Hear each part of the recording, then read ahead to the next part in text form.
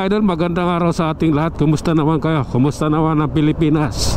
Pag-usapan natin yan mga idol. At ayun na nga mga idol, yung interview kay BP Sara kahapon, hindi nila matanggap yung sinabi ni BP Sara na bubu yung administrasyon. Masakit sa kanila yun mga idol, yung magsalita yung Vice President na bubu yung nasa administrasyon.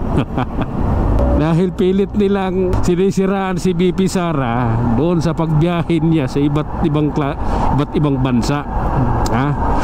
Kasi gusto nilang ipalabas na nilulustay ni BP Sara yung pera ng taong bayan. Hindi nila mako-convict yung abogado na yun sa ganong kwento. Alam niya yung pinaggagawa niya, alam niya yung personal niyang lakad at saka hindi, di ba?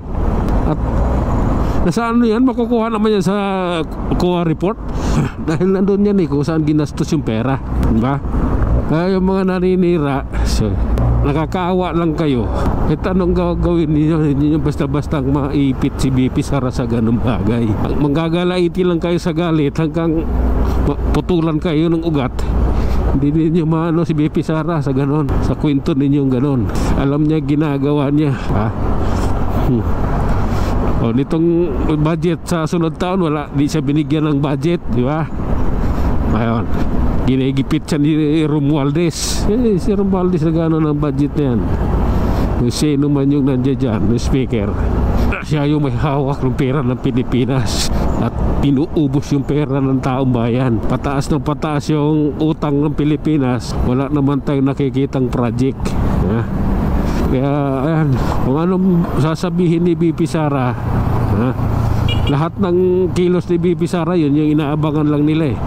Doon sila nakatutok sa pamilyang Duterte. Wala silang pake sa Pilipinas. Mas may pake sila sa pamilyang Duterte. Dahil nga naman sa 2028 ay mananalong presidente yan. Pag nanalong presidente kasi yan, wipe out sila lahat. Wipe out yan sila. Mayayari yan sila, yung mga lahat ng gumawa ng katarantaduhan ngayon. Sa 2028, pag nanalo si BP Sara, mayayari sila. Lahat ng paraan, lahat ng bagay na ginagawa nila, siraan ng pangalang Duterte. Nang sa ganun sa 2028 ay hindi na mananalo. Lahat gagawin nila. Kung gusto pa nga nila, hindi na makatakbo. Pero nagkakamali sila. Taong bayan ang nagtatanggol sa pamilyang Duterte. Hindi katulad kay Marcos ang nagtatanggol yung mga bayaran niyang vlogger. Tapos yung AI, yun lang nagtatanggol sa admin yung bayaran vlogger at saka yung AI, generated yung comment, diba? Isa lang comment ng mga yan pagdating mo sa comment section, isa lang comment ng mga yan, at spam yung comment na yan, di ba? Ngayon, akala nila gano'n lang kadali banggain ang pamilyang Duterte. Di nila alam, malakas yan.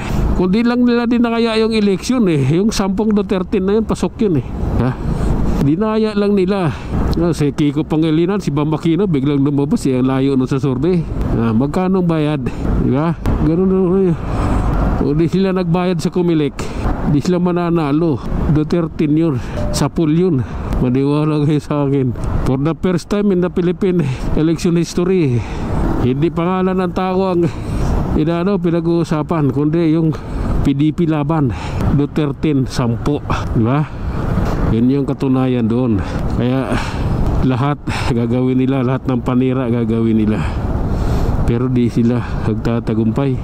Mawawala at mawawala sila sa listahan ng mga naiilik na mga politiko. Mauubos din niya mga yan. Kahit anong gagawin nila ngayon, bukas makalawa, pag taong bayan na yung nagsalita, ubos yan silang lahat. Alright mga idol, yan lang muna. Maraming salamat, hanggang sa muli. DDS Vlogger tayo, DDS Supporters. Hanggang sa muli.